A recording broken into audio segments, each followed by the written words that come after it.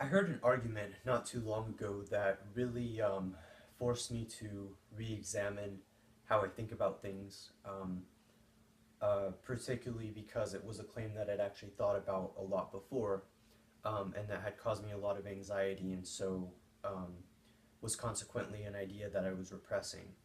But basically, the claim, very simply, is the idea that our subjective realities are unreliable, and not only are they unreliable, but they can lead us down deceptive paths, they can lead us down untrue paths, and at the very least, they can be misleading and problematic to how we arrive at any notion of truth and how we arrive at any notion of um, understanding and validation and the like.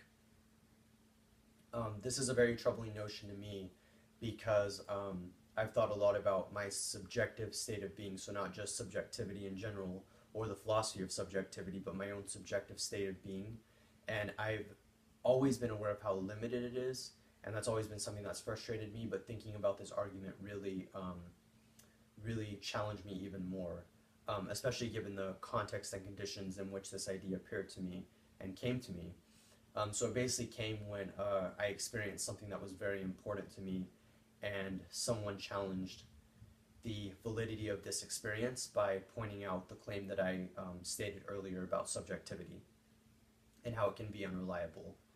And so what I'm going to do is I'm going to subvert that claim, and I'm going to subvert that claim because it makes sense to me and because it seems to be the only thing that I can do given my precarious and limited situation and my limited state of being and my limited subjectivity.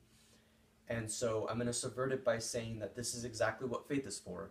This is exactly what our hearts are for, to guide us, to show us. We don't need external validation in order to believe in our heart what we know to be true. Um, I'm not worried about the truth value of any specific claim, but I do want to stress that we need to take that leap of faith sometimes, as they say, and we need to believe what is in our heart.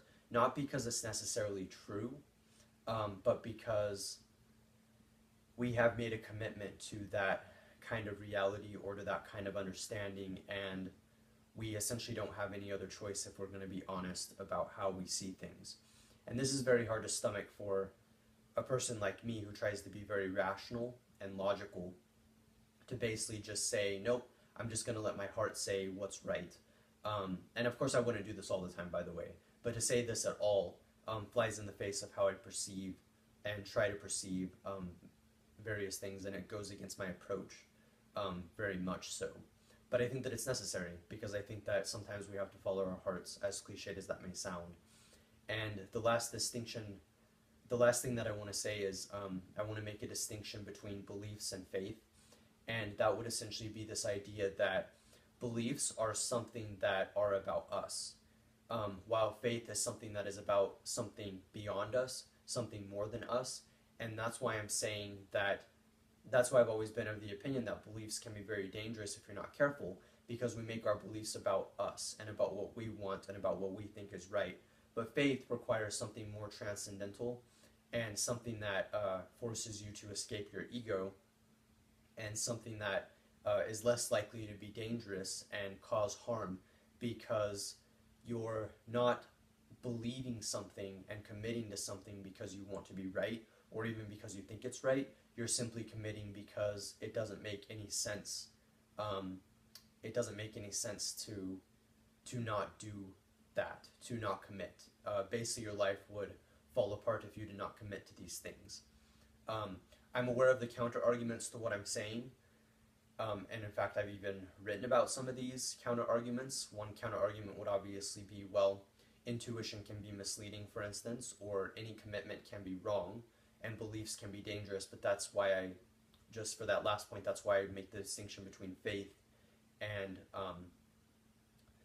faith and beliefs, because I just want to say that it's not always about being right. Sometimes it is simply about experiencing something and being true to that experience, and being true to what you hope is at least beyond you.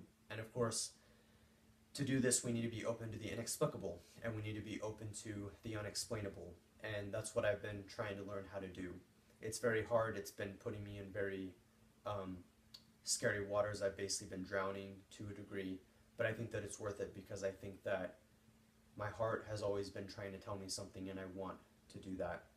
This is my thought on subjectivity and how subjectivity can take us down various paths that we don't want, but of course I offer my antidote, and my own anecdote, own anecdotal idea, and I hope that it makes sense. This is Phoenix, and thanks.